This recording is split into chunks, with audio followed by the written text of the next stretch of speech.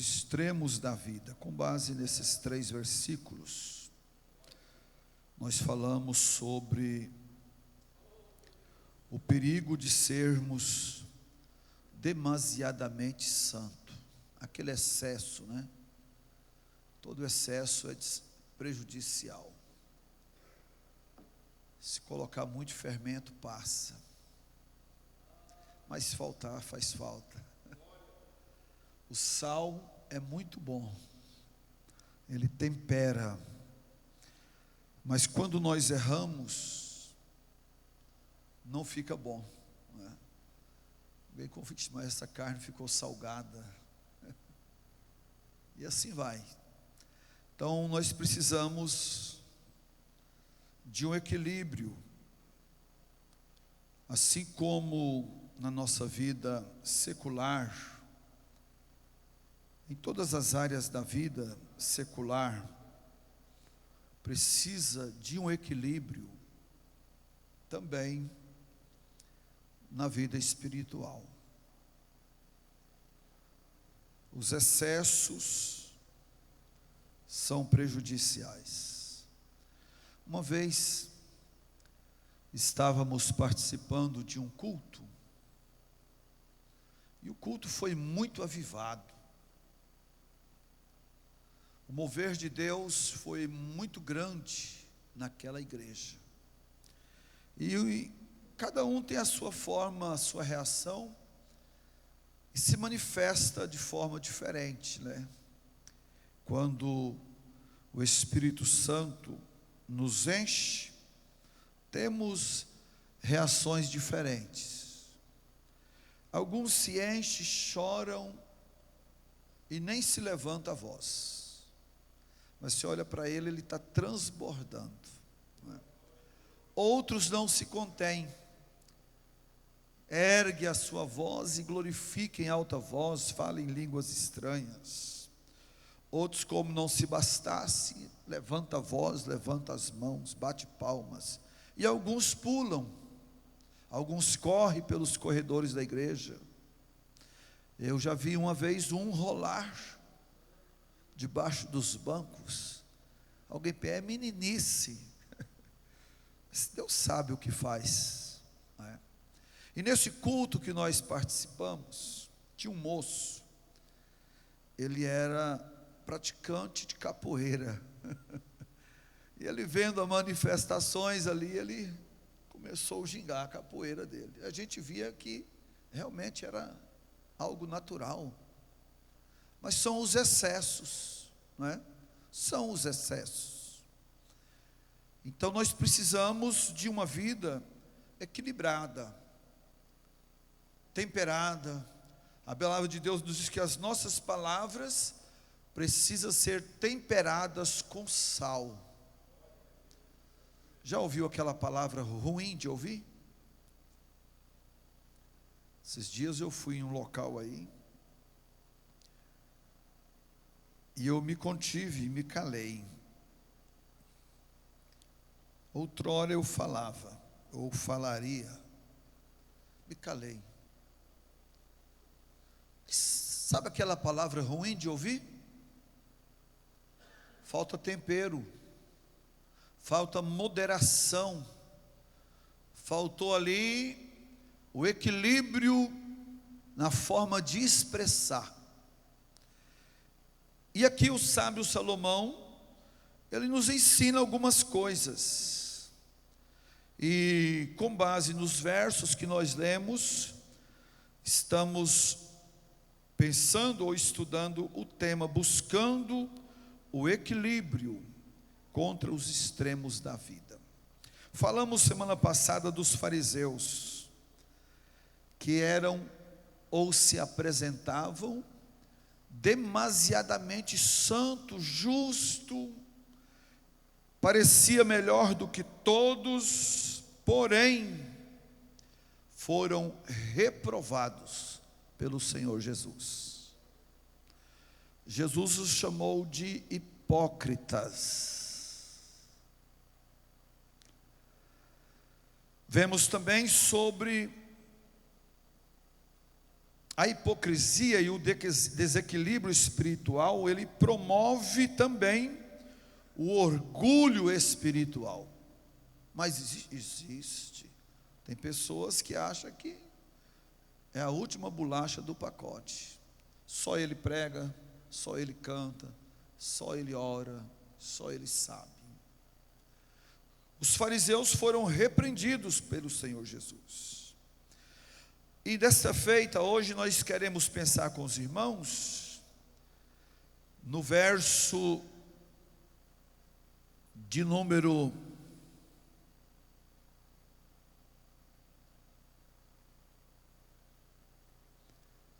17,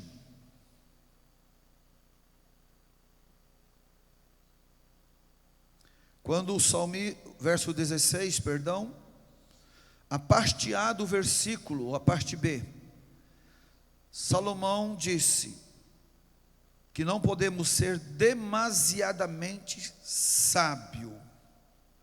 A sabedoria é muito importante. O conhecimento dignifica o homem. Nós não estamos aqui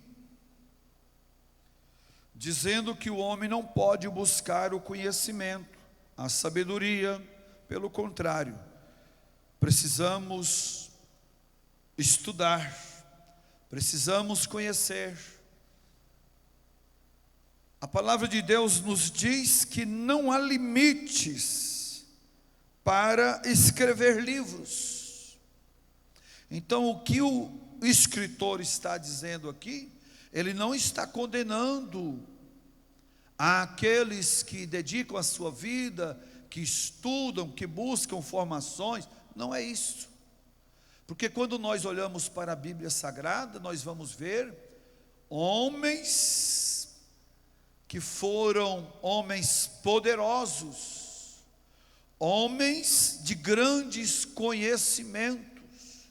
Por exemplo, o grande líder Moisés, aquele menino que fora colocado lá nas águas do Nilo, em um pequeno barco, betumado por dentro e por fora, e quando a rainha fora se lavar nas águas do rio, eles encontraram aquele menino. E ela entendeu que aquele menino era do povo hebreu. Mas, com a providência de Deus, criado com sua mãe por algum período, depois fora levado para o palácio. E a Bíblia diz que Moisés viveu 40 anos no palácio. E ele foi instruído em toda a ciência do Egito. Ele estudou todas as leis do Egito. E no Egito ele alcançou um grande conhecimento. Se tornou um homem muito sábio. 40 anos aprendendo toda a ciência do Egito. Vivendo no palácio. Para quê? Ele aprendeu tudo, toda a ciência, para ser um grande homem. Porém, por providência de Deus, quando ele vai visitar os seus irmãos, ele encontra um egípcio maltratando um hebreu, e ali, depois de uma troca de palavras, ele mata o hebreu e mata o egípcio e esconde na areia. E ele teve que fugir. Veja bem, 40 anos no palácio, aprendendo tudo para ser um grande homem. E agora, por permissão de Deus, ele vai para o deserto. 40 anos no deserto, aprendendo a não ser nada, para que ele venha reconhecer que Deus é o grande e que está acima de todas as coisas. Então, depois de 40 anos no deserto, completando agora 80 anos de vida, Deus o chamou para tirar o seu povo da escravidão no Egito. E ele cumpriu um ministério de 40 anos. Então foram 120 anos nessa trajetória que Deus lhe deu. Mas foi um homem sábio, um homem que aprendeu toda a ciência do Egito. Aí nós podemos pensar em Apolo. Quem era Apolo? Apolo, ele era natural de Alexandria.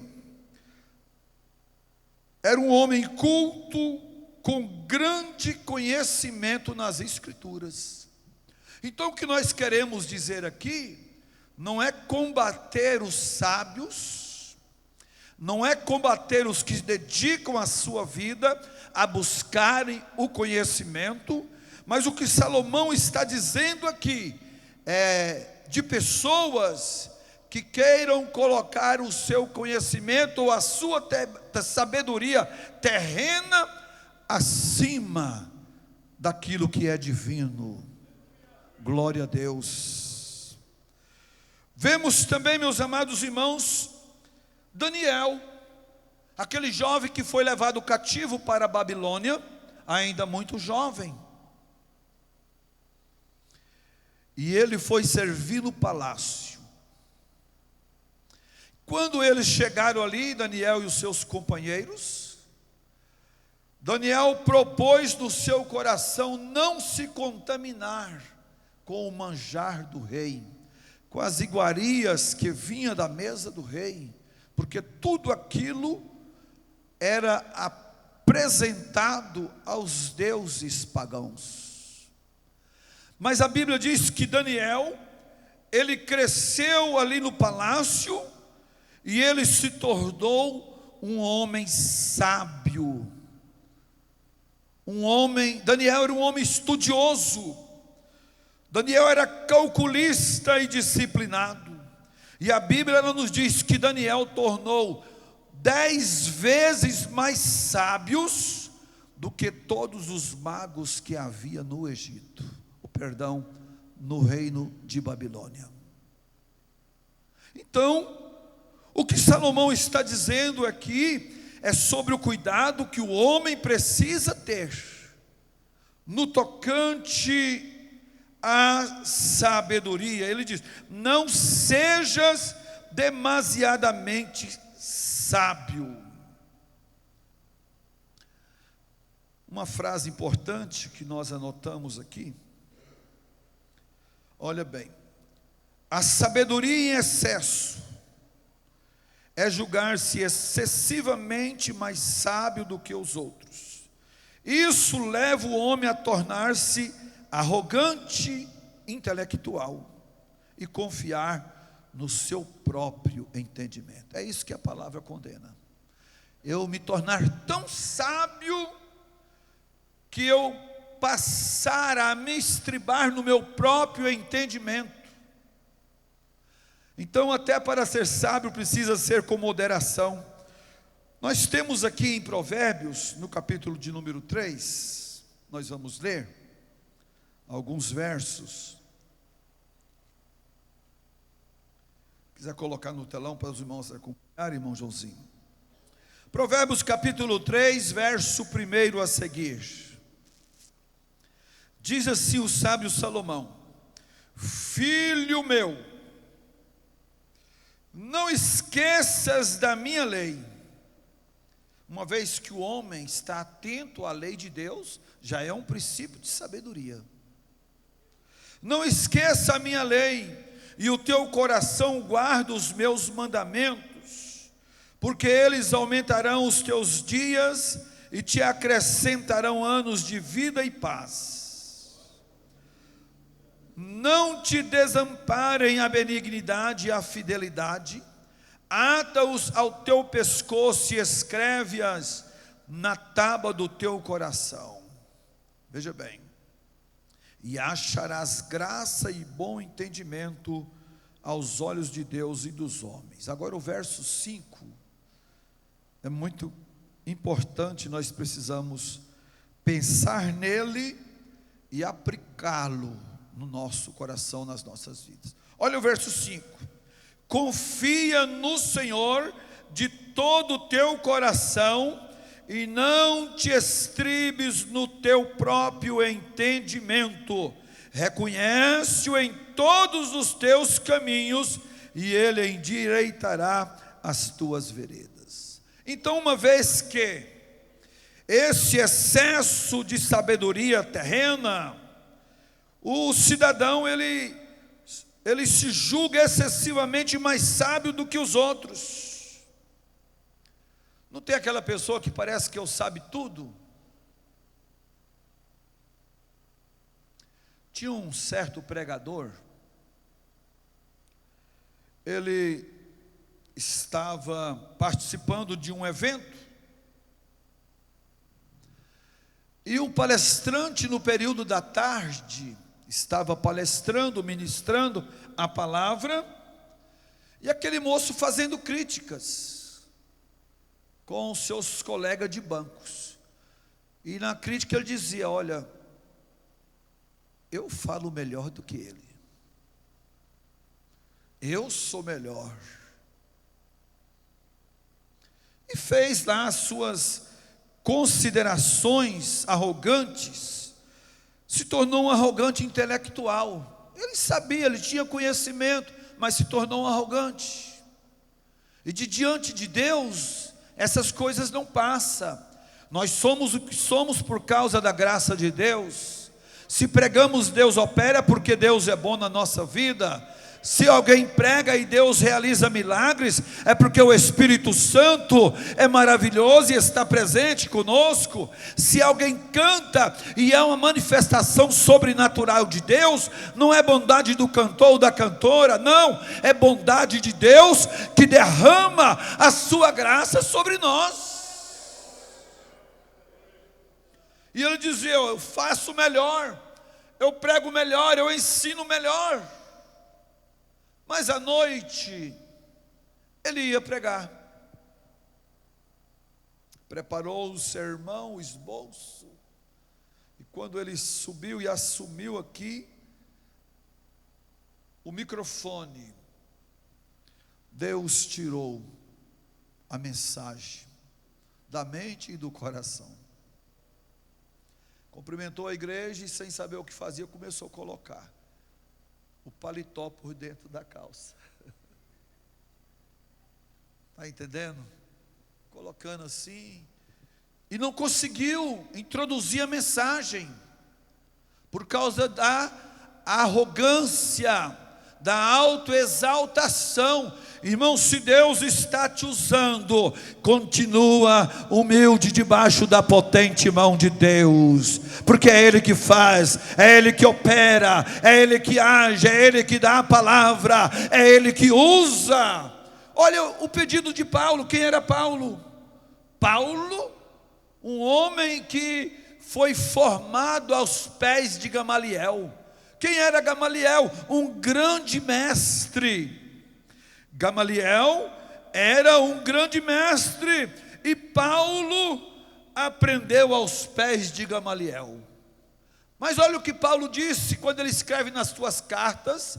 Ele faz um pedido de oração dizendo: orai também por mim, para que me seja dada no abrir da minha boca a palavra. Porque aqui, meus amados irmãos, não é falar somente aquilo que a gente quer, aquilo que nós preparamos, não. Aqui nós temos que, na verdade, preparar, porque a Bíblia diz que o Espírito Santo nos fará lembrar daquilo que nós estudamos, mas aqui nós somos dependentes da graça de Deus. Aleluia! Não adianta um sermão bonito sem a presença do Senhor. Não adianta belas palavras sem a presença de Deus. Mas pode ser palavras simples, mas não são de Deus, vai fazer a diferença. Então Paulo estudou aos pés deste grande homem. Era um grande mestre. Mas Paulo, nas suas orações, ele diz: irmãos, ora por mim, para que me seja dada a palavra no abrir da minha boca. É a diferença. Glória ao nome do Senhor. Então nós precisamos, irmãos, buscar o equilíbrio para as nossas vidas, ou contra os extremos da vida. Em Provérbios capítulo 4, versículo de número 7, a palavra do Senhor nos diz que a sabedoria é a coisa principal. E aí nós temos uma recomendação do sábio Salomão. Ele diz assim: adquire, pois, a sabedoria, sim, com tudo o que possuis, adquire o conhecimento. Então nós precisamos, né, estudar, temos que estudar. Agora, o que a Bíblia está condenando aqui é o excesso, porque quando o excesso chega, né, essa frase eu achei ela muito interessante. A sabedoria em excesso é julgar-se excessivamente mais sábio do que os outros. Meus irmãos, nós aprendemos com uma criança, nós aprendemos lições com analfabeto, nós aprendemos lições importantes com pessoas que não tiveram a oportunidade de frequentar uma escola. Aí a gente senta e essa pessoa tem lições importantes para nós. Aqui em Provérbios diz a palavra que havia uma cidade que foi cercada por um exército, mas havia naquela cidade um pobre sábio. E o que diz a palavra? Ele livrou a cidade com a sua sabedoria. Não foi com a arrogância. Ele não era um sábio arrogante, não. Era um homem que possuía uma sabedoria que Deus lhe dera, mas vivia debaixo do temor de Deus. É isso que nós precisamos. Porque quando nos falta temor, aí nós vamos nos tornar arrogantes intelectuais, vamos confiar no nosso próprio entendimento, e aí nós vamos sofrer consequências. Existem algumas consequências quanto a esta sabedoria extrema, excessiva. A primeira consequência dessa extrema sabedoria ou excessiva é o afastamento de Deus pelo orgulho. Sabe muito, mas vai se afastando de Deus. Alguns querem até tomar o lugar do Senhor.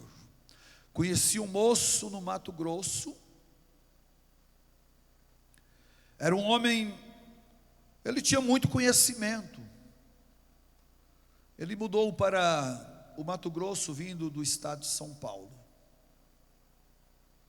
Era um cooperador na igreja, e por questões que não sabemos o porquê, aquele homem não cresceu no ministério. Tinha muita palavra, muito conhecimento, mas não cresceu. E aí houve o comentário que ele sairia daquela igreja, daquele ministério, e ia abrir um ministério próprio. E alguém questionou numa reunião: olha, nós vamos perder, porque este homem, pastor João, dizia a eles, tem muita bagagem. Já ouviu isso? Fulano tem muita bagagem. Esse homem tem muita bagagem. Esse homem tem muito conhecimento. E alguém disse assim na reunião: não adianta nada muita bagagem se a canoa estiver furada. Imagina uma canoa furada, dependendo do tamanho do furo, a gente vai navegar aqui no Rio Claro, corre o risco da canoa sofrer o naufrágio. Então não adianta. Então quando a pessoa conhece excessivamente e se julga melhor do que os outros, ele está abrindo a sua própria cova, mas vamos crescer no conhecimento, mas debaixo do temor de Deus. Vamos crescer na sabedoria, mas buscando sempre a orientação do Senhor, dizendo para Ele: Senhor, eu preciso da Tua graça, eu preciso da Tua unção, eu preciso da sabedoria que vem do alto. Aí sim, teremos uma vida abençoada por Deus. Então a primeira consequência desse excesso extremo da sabedoria é o afastamento de Deus pelo orgulho, ou através do orgulho. Viu aquelas pessoas, né? Orgulhosas, arrogantes, ele se distancia dos homens e também vai se distanciando de Deus. Em uma cidade, uma irmã me disse assim, onde eu dirigi essa igreja uma época. Ela disse: pastor, eu tive uma visão. Falei: foi? Eu chegava na igreja, eu assentava no banco e as pessoas que estavam naquele banco saíam, mudava de lugar. Eu fui para um outro banco, quando eu assentei, as pessoas que estavam naquele banco se retiraram. E dizendo ela, eu mudei de bancos várias vezes, e aonde eu sentava as pessoas saíam. Aí eu fui lá para a porta, fiquei do lado de fora da porta. E eu pensando, eu conhecia a pessoa, as atitudes. Eu disse: você tem a interpretação? Tenho. E eu disse: qual foi a interpretação que você teve? Eu estava representando o Espírito Santo. E as pessoas não estavam bem com Deus. Quando eu, na pessoa do Espírito Santo, chegava, as pessoas se retiravam. E eu fui procurando um lugar. Até que eu fui lá para fora. Falei: mas Deus me deu outra interpretação. Ela falou: que foi? Qual é a interpretação que Deus te deu? Falei: Deus me mostrou que se você não mudar o seu comportamento, você vai perder todas as suas amizades. Ninguém vai querer estar ao seu lado. Aí ela foi contrariada para casa. Mas era o que estava acontecendo. Era o que estava acontecendo. Eu disse: olha, muda os seus propósitos. E às vezes, irmãos, nós precisamos nos avaliar. Que tipo de pessoa eu estou sendo? Será que eu não estou me tornando uma pessoa arrogante? E às vezes estou até ferindo alguém com as minhas palavras, ou maltratando alguém com o meu excesso de sabedoria. Mas Salomão está dizendo aqui, a parte B do versículo 16, que nós não podemos ser demasiadamente sábio. Vamos destruir a nós mesmos. A segunda consequência desse excesso, dessa sabedoria extrema, é a frustração ao tentar resolver as questões além dos seus limites. Existe coisa que não somos nós que vamos resolver. Existe coisas que precisam serem resolvidas, mas não está dentro do nosso limite. Não está à altura da nossa compreensão. Coisas precisam ser resolvidas, mas que humanamente os homens não resolvem. Aí nós precisamos de quê? Nos humilhar debaixo da potente mão de Deus, buscar a orientação do Senhor, dizer: Senhor, eu não estou entendendo, Senhor, eu não compreendo, Senhor, me ajuda. E Deus vai ajudar. Coloque aí, Joãozinho, Deuteronômio 29, verso 29. Glória a Deus. Deuteronômio 29. Olha bem, existem problemas que nós não temos condições de resolver. Olha o que diz: as coisas encobertas são para o Senhor nosso Deus, porém as reveladas são para nós e para os nossos filhos, para sempre, para cumprirmos todas as palavras da lei. Então tem coisa que você não resolve, irmãos. Tem coisa que nós não resolvemos.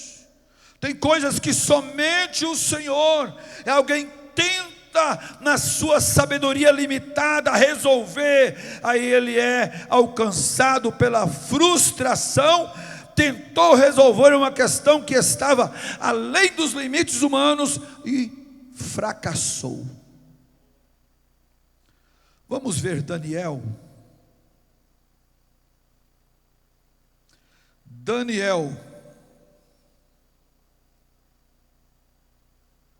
Glória ao nome do Senhor Jesus.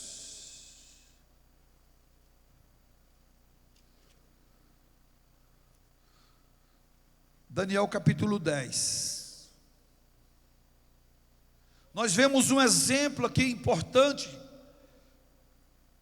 Alguém diz assim: eu vou fazer a campanha dos 21 dias, o jejum de Daniel. Mas olha a história. Veja bem, no ano terceiro de Ciro, rei da Pérsia, foi revelada uma palavra a Daniel, cujo nome se chama Beltesazar, e a palavra é verdadeira e trata de uma guerra prolongada. E ele entendeu essa palavra e teve entendimento da visão. Naqueles dias eu, Daniel, estive muito triste por 3 semanas completas. Manjar desejável não comi, nem carne, nem vinho entraram na minha boca, nem me ungir com unguento, até que se cumpriram as 3 semanas. E no dia 24 do primeiro mês, estava à borda do rio, grande rio Idequel. E levantei os meus olhos e olhei e vi um homem vestido de linho, e os seus lombos cingidos com ouro fino de ufaz, e o seu corpo era como a turquesa, e o seu rosto resplandecia um relâmpago, parecia um relâmpago, e os seus olhos como chamas de fogo, e os seus braços e os seus pés como cor de bronze assacalado, e a voz das suas palavras como a voz de uma multidão. Só eu, Daniel, vi aquela visão. Os homens que estavam comigo não viram, não obstante caiu eles em grande temor, e fugiram, e escondendo-se, fiquei, pois eu só vi esta visão, e não ficou força em mim, e transmudou-se em mim a minha formosura em desmaio, e não retive força, contudo ouvi a voz das palavras, e ouvindo a voz das suas palavras, eu caí como um rosto em terra, profundamente adormecido. E eis que uma mão me tocou, e me fez que movesse sobre os meus joelhos, e sobre as palmas das minhas mãos, e me disse: Daniel, homem muito desejado, está atento às palavras que vou te dizer. Levanta-te sobre os teus pés, porque eis que te sou enviado. E falando ele comigo esta palavra, eu estava tremendo. Então me disse: não temas, Daniel, porque desde o primeiro dia em que aplicaste o teu coração a compreender e a humilhar perante teu Deus, são ouvidas tuas palavras, e eu vim por causa das tuas palavras. Mas o príncipe do reino da Pérsia se opôs defronte de mim 21 dias, e eis que Miguel, um dos primeiros príncipes, veio me ajudar, e eu fiquei ali com os reis da Pérsia. Agora vim para fazer-te entender o que há de acontecer ao teu povo nos derradeiros dias, porque a visão é ainda para muitos dias. Daniel teve uma visão, mas ele não teve o discernimento, ele não soube entender o que era aquilo. E o que ele fez? 21 dias ele se lançou aos pés do Senhor, prostrou-se com o seu rosto em terra, e diz a palavra que ele não comeu nenhum manjar desejável, não bebeu vinho, não comeu carne, e ele fez um propósito diante do Senhor, até que 21 dias se passaram. Então veio o anjo e disse a ele: olha, eu vim por causa das tuas palavras. E ali o anjo revelou a ele o que ia acontecer. Então, meus amados irmãos, nós não somos os donos da verdade. Alguém se frustra tentando resolver questões além do seu entendimento. Há um versículo na Bíblia que nós precisamos saber com temperança. Não, isso aqui eu não sei. Não, eu vou buscar entender, vou buscar o conhecimento e depois eu te comunico. Sabe aquele negócio que todo mundo quer dar a resposta no momento? E às vezes não está ao alcance. E quando nós queremos fazer isso, nós nos tornamos arrogantes. Glória ao nome do Senhor. Na verdade, tudo vem de Deus. Se nós buscarmos, Ele nos dá, Ele nos orienta. O Salmo 104 diz assim: quantas são as tuas obras, Senhor? Fizeste todas elas com sabedoria, e a terra está cheia das suas riquezas. Salmo 145, o versículo de número 5 diz assim: grande é o nosso soberano, e tremendo é o seu poder, é impossível medir o seu entendimento. Imagina, esse é o nosso Deus. Quem pode medir o entendimento do Senhor? Ninguém. Mas quando nós nos colocamos diante de Deus, quando nós nos colocamos diante dEle, Ele nos mostra os céus por dentro. Glória andarabaçu e andaragaceia. Coisa boa é contemplar o céu por dentro, sair dessa dimensão terrena, sair da esfera terrena e contemplar o sobrenatural de Deus. Quando nós estamos vivendo o sobrenatural de Deus, nós não queremos que o culto termine, nós não queremos que a oração acabe, porque nós estamos vivendo o sobrenatural.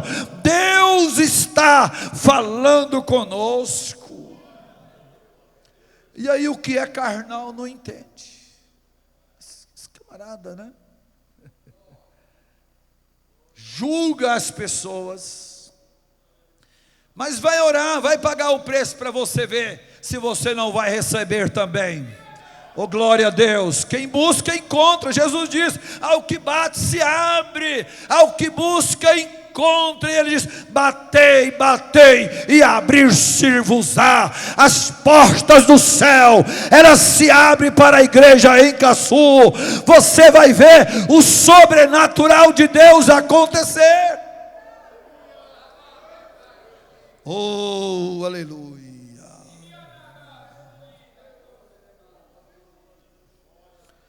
Glória a Deus. Provérbios 2, verso 6. Porque o Senhor dá sabedoria, e da sua boca vem o conhecimento e o entendimento. Alguém semi-analfabeto, analfabeto de pai e mãe, mas quando mergulha na presença do Senhor, Deus descortina o céu, Deus revela a palavra, Deus dá dons aos homens, Deus dá unção, e algo maravilhoso acontece. Jesus foi o nosso exemplo. Questionado pelos fariseus, questionado pelos religiosos da época, quando disseram: olha, Jesus está vindo lá da Galileia, porventura vem alguma coisa boa de lá? Mas Jesus com 12 anos estava no meio dos doutores, aleluia, conversando com os doutores da lei, os entendidos das escrituras. Eles perguntavam, Jesus respondia, Jesus perguntavam, e eles ficavam de boca aberta, perguntando e dizendo uns aos outros: esse homem não é filho do carpinteiro? De onde lhe veio tanta sabedoria? A sabedoria vem do alto, ela vem de cima.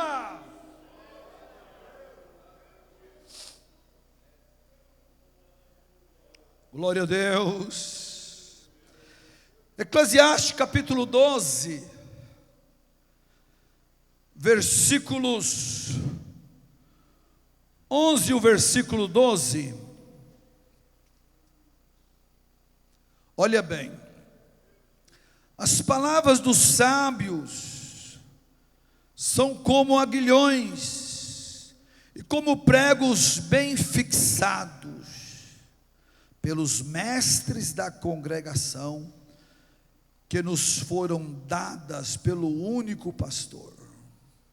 E demais disso, filho meu, atenta, não há limite para fazer livros, e o muito estudar enfado é da carne. Mas precisamos buscar a verdadeira sabedoria, a que vem do alto.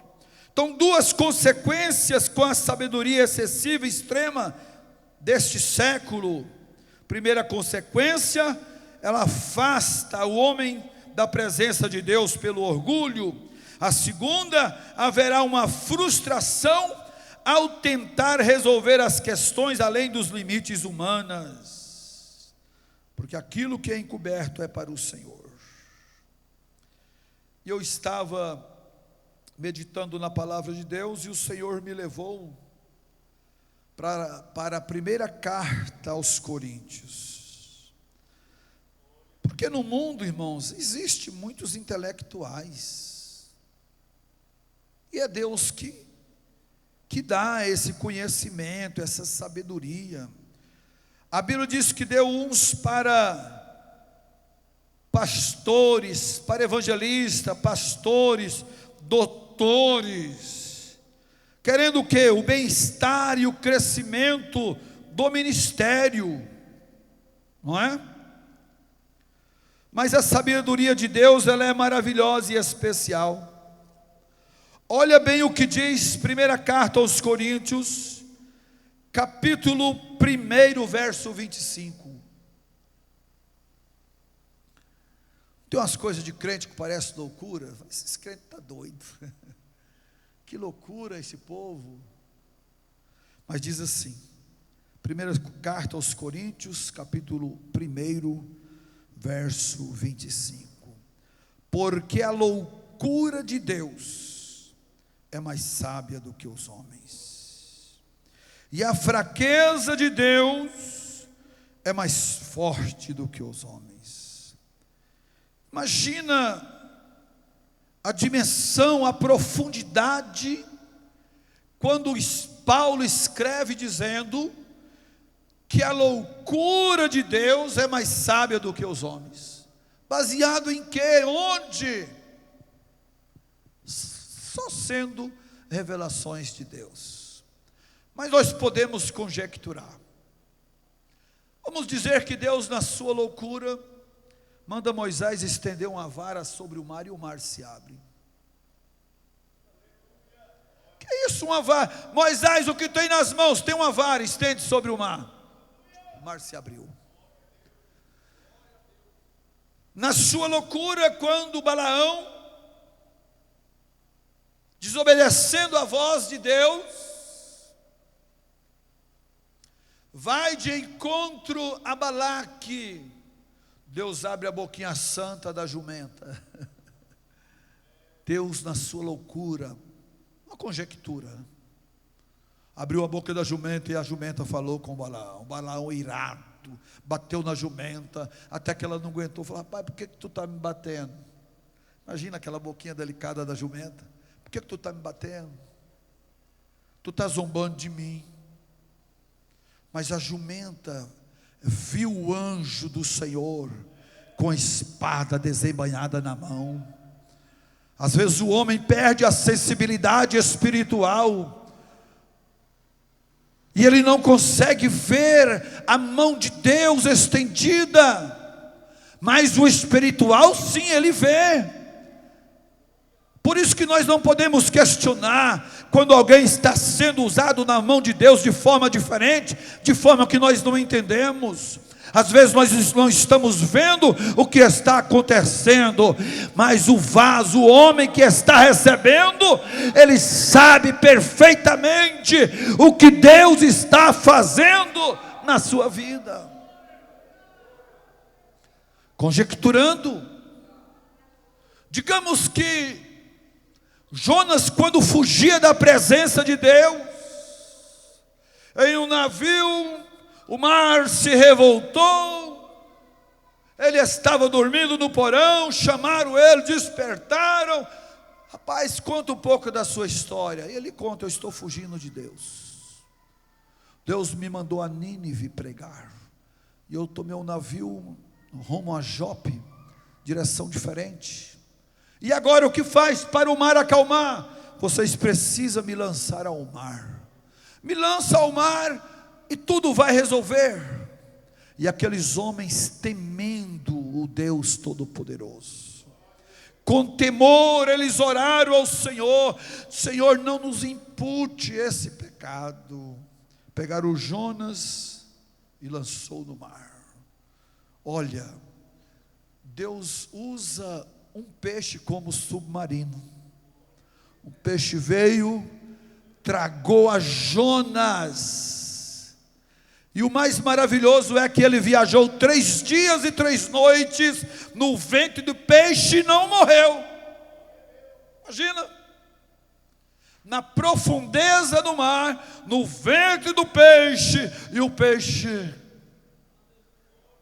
mas lá das entranhas do peixe, diz a palavra, Jonas disse que orou a Deus dizendo: Senhor, da profundeza do inferno eu clamei a ti e tu ouviu a minha oração. Vão chamar Jonas de louco, igual chama alguns por aí. O que esse camarada está fazendo? Isso é coisa de menino. Aí Deus ordena ao peixe: vai, vomita Jonas na praia. Não foi na praia de Nínive, porque Nínive não tinha praia, não era uma cidade litorânea. Lançou ele na praia e de lá ele levantou e foi a Nínive e pregou a palavra do Senhor. Então Deus, na sua loucura, Ele é mais sábio do que o homem mais sábio que exista na terra. Glória a Deus. Um dia lá em Mineiros, eu saltei. Lá, o púlpito lá era mais alto do que isso aqui. Mais alto.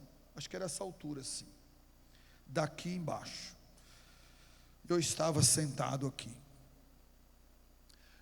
E entrou um moço que estava afastado do evangelho há muitos anos. Quando ele entrou, o Espírito Santo falou comigo: vai lá. Ele estava no penúltimo banco do lado esquerdo. Vai lá e traz ele à frente. Ah, Senhor, não vou não. Esse homem participava dos festivais na cidade, ele cantava, todos os festivais, E ele tinha premiação, cantava bem lá fora. Muitos anos, e aquele dia apareceu na igreja. Vou não, Senhor, eu estou aqui. Vai lá. Vou não. O conjunto canta, outro canta. E teve um momento, irmãos, que eu levantei para ir, eu segurei na cadeira e sentei. Aí o pastor disse assim: olha, o conjunto de jovens vai cantar um hino. Quando o conjunto começou a cantar, o Espírito Santo parece que ele pegou por baixo de mim e me jogou por cima do púlpito. Aqui embaixo ficavam os músicos que estavam assentados. Ele me tirou de lá e me jogou lá na frente. E eu fui falando em línguas estranhas, e o Espírito do Senhor tomou conta da igreja. Houve um reboliço, uma movimentação do Espírito do Senhor, e eu fui lá e disse: Deus te manda vir à frente. E ele pegou minha mão e veio à frente chorando.